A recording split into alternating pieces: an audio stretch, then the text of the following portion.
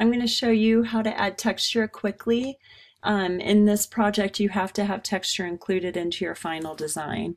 You're more than welcome to put texture in multiple places.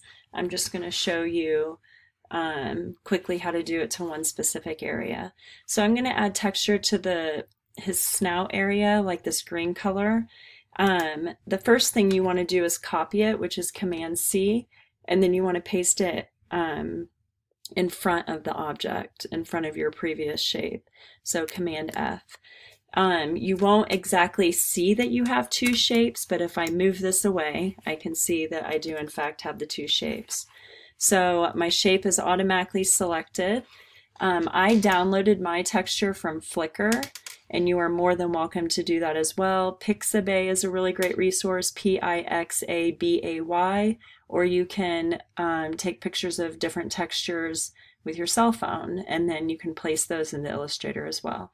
So I already have it downloaded to my desktop, so I'm going to go to File, Place. I'm going to find my image, and I titled it Texture.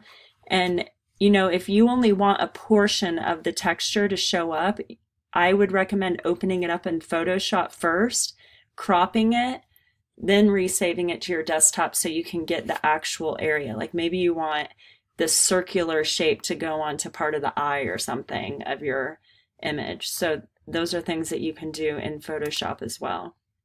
You want to move this to the back, so Object, Arrange, Send to the back. And it's already selected, so I'm just going to hold Shift down and click on my shape that I pasted in front of my snout. And then you right click, which is Control, right click on the mouse, make clipping mask.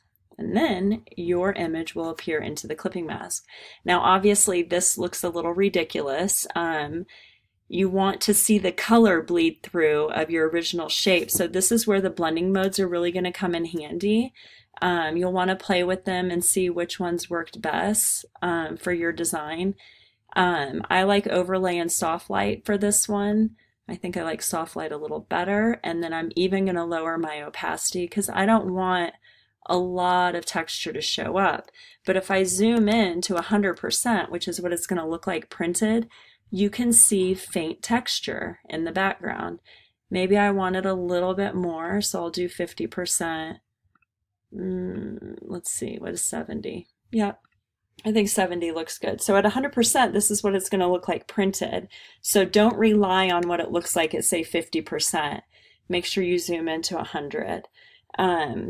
But one of the requirements for this project is you have to add texture. You can do that in multiple areas or just one area on your final design.